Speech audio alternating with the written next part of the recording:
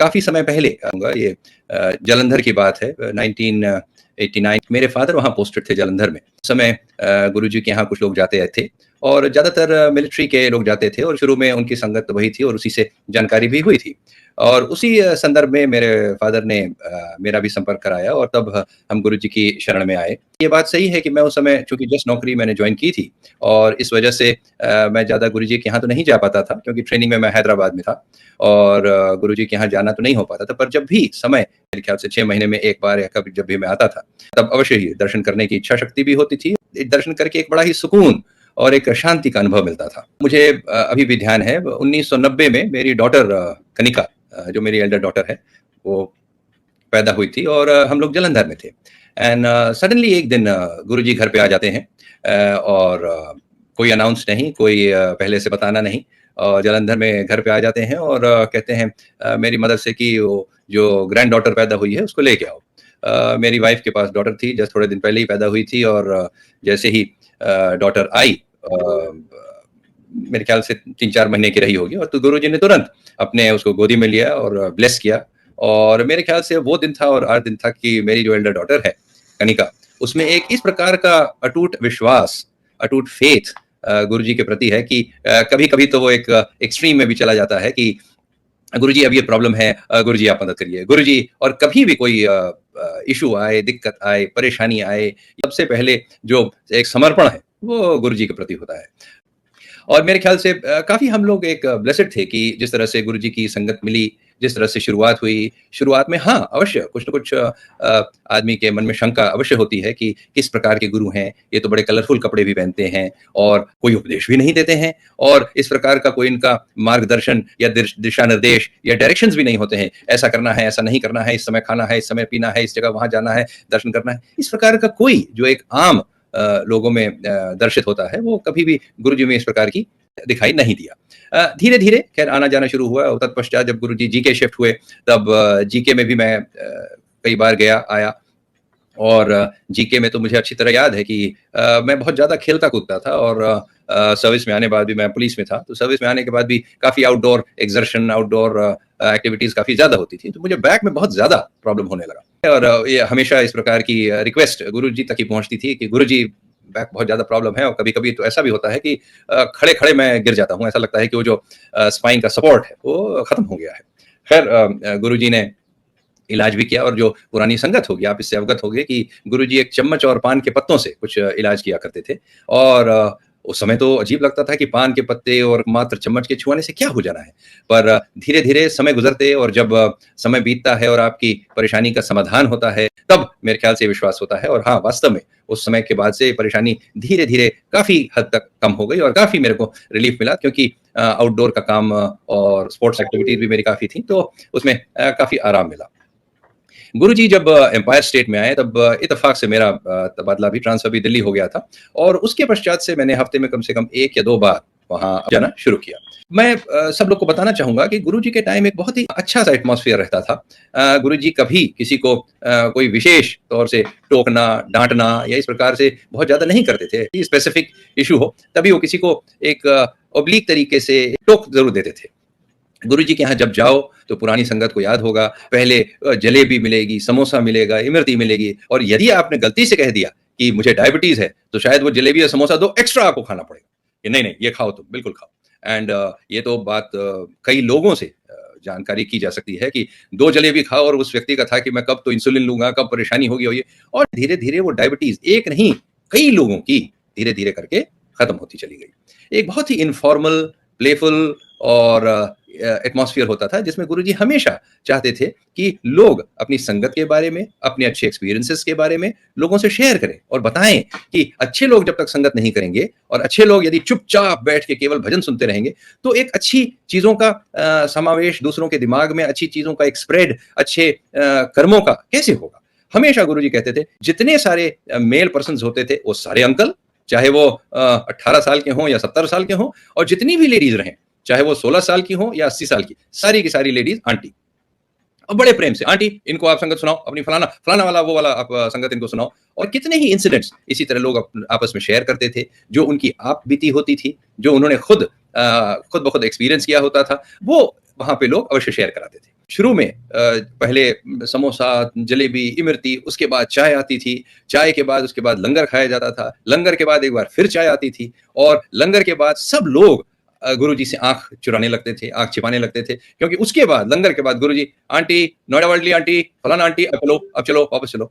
और उसके बाद लास्ट में मुश्किल से 10-15 लोग जब बच जाते थे, तब गुरुजी आपस में एक बार और चाय सबको पिलवाते थे और कभी-कभी हाँ कभी-कभी उस समय बड़ा मंदिर बन रहा था। उस और कभी-कभी कहें, "चलो मंदिर देख के आते हैं।" और गुरुजी एक साथ लाइन से 8, 10, 15 गाड़ियाँ लगवाते। ये सुनिश्चित करते थे कि हर व्यक्ति ढंग की कंपनी में रहे, जाए, सबकी सबके लिए गाड़ियाँ हो गई कि नहीं हो गई और सबसे ज़्यादा जो ध्यान देने वाली बात है, लौट के मंदिर से जब भी वापस आना होता था, तो एक-एक व्यक्ति को, एक-एक आंटी को, एक-एक अंकल को और एक-एक बच्चे के लिए सुनिश्चित करते थे कि यदि नोएडा फलाना ढींगरा आंटी जा रही है, तो ढींगरा आंटी आप इनको भी ले जाओ क्योंकि इनके पास दूसरी गाड़ी नहीं है। एक-एक व्यक्ति को सुरक्षित रूप से रात्रि के अर्धरात्रि में ताकि वो सकुशल पहुँच जाए, ये गुरुजी हमेशा सुनिश्चित करते थे। कई बार थोड़ा उसमें चेंज भी आता था और गुरुजी कहते थे कि मंदिर नहीं, चलो ऐसा करते हैं, चलो गाड़ी लगाओ, चलते हैं। और साहब गाड़ियाँ कहाँ पहुँची? गाड़ियाँ कई बार मौर्या होटल पहुँच गई और मौर्या में होटल वाले को भी सबको पता है कि गुरुजी कहाँ जाएँगे, क्या खाएँगे, रेस्टोरेंट में बैठते थे। हर व्यक्ति खाता था, हर व्यक्ति चाय जो भी अपना कॉफ़ी पीता था करके और उसके बाद सब लोग वापस आ जाते थे। और उसके बाद फिर वही ड्रिल, एक-एक व्यक्ति कहाँ जाएगा, सुरक्षित जाएगा, किसको किसके साथ टाई अप करना है और इस प्रकार की जो केयर, इस प्रकार का जो कंपैशन और इस प्रकार का जो प्यार जो गुरुजी में परिलक्षित होता था मेरे ख्याल से ये आम तौर पे कहीं देखा भी नहीं जा सकता है। गुरुजी तब अवश्य कहते थे मेरे ख्याल से बीच-बीच में अवश्य कहते थे कि भाई देख लेना बहुत बड़ा समय आने वाला है और तब तुम लोग को दर्शन करने भी मुश्किल हो जाएँगे। और इसलिए अब जितना चाहो दर्शन कर लो, जितना चाहो मंदिर आ लो, जितना चाहो संगत कर लो क्योंकि बाद में बहुत बड़ा समय आने वाला है और भीड़ इतनी बढ़ जानी है कि तुम्हारे को दर्शन करने में मुश्किल होगी। और आज अगर आप देखें किसी भी पर्व का समय हो, कोई भी बड़ा गुरुजी का जन्मदिन हो या कोई भी हो, तो मेरे ख्याल से बड़े मंदिर में जिस प्रकार की भीड़ लगती है और जिस प्रकार की गाड़ियों की लाइन लगती है, शायद आना-जाना और एक आम तरीके से बड़ी सुलभता से दर्शन करना बड़ा ही मुश्किल हो जाता है। गुरुजी कई बार बड़े टॉन्ट करते हुए भी लोगों को कहते थे और ये तो पता नहीं किस प्रकार से कोई भी आईएएस अफ़सर चला जाए, आईपीएस अफ़सर चला जाए या कोई बड़ा बिज़नेसमैन भी चला जाए। कई बार उन्होंने स्पष्ट रूप से कहा, भाई तेरा बैंक अकाउंट उस बैंक अकाउंट में होना है, ये नंबर लिख ले भाई और अकाउंट नंबर और बता देते थे। कई बार जो लोग नोएडा से आते थे, अच्छा भाई ये नो आइडिया आंटी आ गई, इसको कोई आइडिया तो है नहीं भाई, नो आइडिया आंटी आ गई। इसी प्रकार आईएएस के लिए कुछ टिप्पणी, आईपीएस के लिए पता नहीं कैसे हर व्यक्ति का उनको बैच पता होता था, हर व्यक्ति कहाँ पोस्टेड है ये पता होता था और किस प्रकार से किस व्यक्ति पे क्या कटाक्ष करना है, वो भी बड़े अच्छी तरीके से और बड़े तरीके से जानते थे। यहाँ तक कि मुझे अच्छी तरह याद है मेरे एक रिलेटिव गए सर्विस में ही थे, तो उन्होंने कहा, "भाई देख पीता तो है, बट ऐसा करना 2 पैग से ज़्यादा रोज़ नहीं पीना।" अब बताइए ऐसे गुरुजी कहाँ मिलेंगे, जो आपको ये भी कहें कि पैग भी पीना, 2 से ज़्यादा मत पीना, वरना दूसरे तो ये कहें कि ये आपको ये डाइट करनी है, ये खाना है, ये पीना है और दिन में खाना है, सोना है, पीना है, उठना इतना। तो गुरुजी बड़े ही प्रैक्टिकल किस्म के और जब भी लंगर के पश्चात लंगर जब हो जाता था, तब वो हमेशा अपने इनफॉर्मल तरीके से मेरे ख्याल से बहुत ही सुंदर किस्म के एडिडास, रीबॉक के जूते, पैंट, टी-शर्ट या कोई भी शर्ट बड़ी अच्छी ब्राइट ताकि एक माहौल भी बड़ा अच्छा इनफॉर्मल लाइट हो जाता था अपने आप शनैः-शनैः। मेरे ख्याल से उस समय मेरी डॉटर्स भी जब मैंने जाना शुरू किया एम्पायर स्टेट में रेगुलरली, तो मेरी डॉटर्स 9 साल और 7 साल की थी। इतने छोटे बच्चे को 2 घंटे केवल संगत में भजन सुनते रहे और कोई अन्य कार्रवाई करने की इंडिपेंडेंस भी ना हो, मेरे ख्याल से काफ़ी मुश्किल हो जाता था। मगर ताज्जुब की बात है कि मेरी दोनों बेटियाँ जो उस समय 9 साल और 7 साल की थीं और मेरा छोटा भाई उसके भी 2 बच्चे थे जो 7 साल और 5 साल के थे। जब भी ये बच्चे जाएँ वहाँ पे, चुपचाप एकदम बैठे रहें, भजन सुनते रहें। 2007 की बात है, तो मैं करीब 8 साल से लगातार गुरुजी के पास आ रहा था in Empire State. I was transferred back from Delhi to Rajasthan.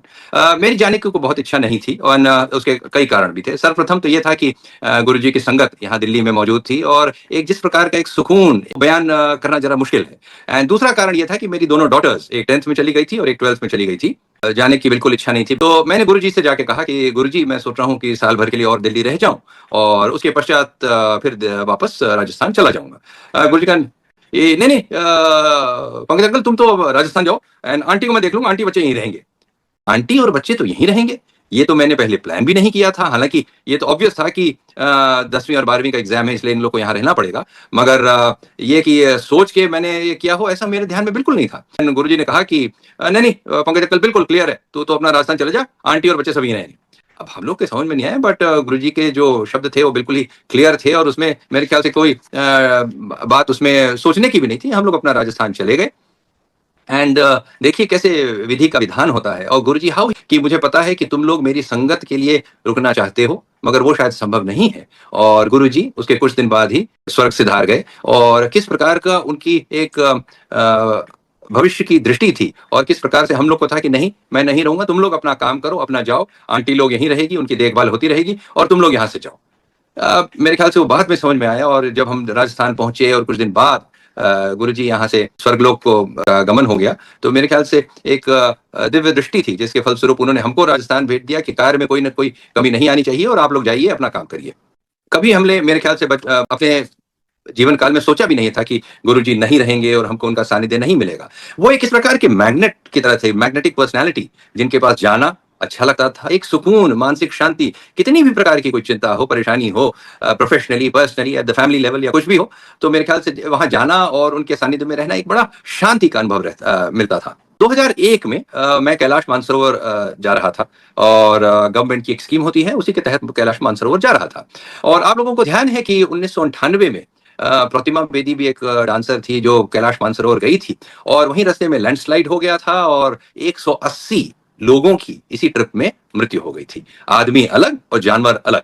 मतलब उनकी लाश, बोटियां वो तक नहीं मिल पाई क्योंकि ऊपर का आधा पहाड़ बिल्कुल गिर के नीचे आ गया था और इतने बड़े बड़े पत्थर, चट्टान, बोल्डर्स थे कि उसमें किसी का भी अता पता भी नहीं लगा। मगर जो लोग गायब हुए, माना गया कि नदी में बह गए होंगे, बोल्डर्स के नीचे दब गए होंगे और उनकी बॉडी का निकालना भी संभव नहीं हो पाया। मैंने गुरुजी से पूछा कि गुरुजी 98 में ऐसा हुआ था और 2001 है, मैं कैलाश मानसरोवर जाना चाहता हूँ, भगवान शिव जी का निवास कहते हैं, कैलाश पर्वत पे है, तो यदि आपकी परमिट, बिल्कुल बिल्कुल जाके आ जाओ। मैं फिर भी थोड़ा पेशोपेश में था और गवर्नमेंट की तरफ से सिलेक्शन हो गया था, जाना कुछ दिन बाद निश्चित था और तैयारियां भी लगभग चल ही रही थी। 18, 20, 25 लोगों का ग्रुप जाता था और ये ध्यान देने की बात है, उस समय जो करीब 25 साल पुरानी बात है कि कोई मेडिकल फैसिलिटीज नहीं होती हैं ज्यादा। जब आप China, Tibet occupied by China में जाते हैं, किसी प्रकार का कम्युनिकेशन, एक सैटेलाइट फोन अवश्य देते हैं पर उसको रिचार्ज कहीं किया नहीं जा सकता। तो कम्युनिकेशन नहीं होता, मेडिकल फैसिलिटीज नहीं होती और आप समझ सकते हैं कि चाइनीज गवर्नमेंट किसी भी प्रकार से तिब्बत में आपको कोऑपरेट नहीं करती। उनको मात्र उस समय $600 से मतलब था जो हर यात्री से वो वसूल करते थे। इसी पेशोपेश में मैं था और सोच रहा था जाए नहीं जाए। खैर फिजिकली कोई दिक्कत नहीं थी, चले जाते चले भी आते। 29 दिन, 29 डेज दिल्ली टू दिल्ली का ट्रिप था। एक रात मेरे को स्वप्न आता है, गुरु जी गाड़ी चला रहे हैं। गाड़ी बड़ी कलरफुल, लाल, पीली, ऑरेंज, इस तरह की गाड़ी है और गाड़ी जमीन पर नहीं चल रही है, गाड़ी हवा में ऊपर नीचे चल रही है। और मुझे बड़ा डर लग रहा है कि गुरुजी गाड़ी तो चला रहे हैं, गाड़ी गिर न जाए तो, कहीं रोड भी नहीं है, ट्रैक भी नहीं है और ये तो हवा में चल रही है।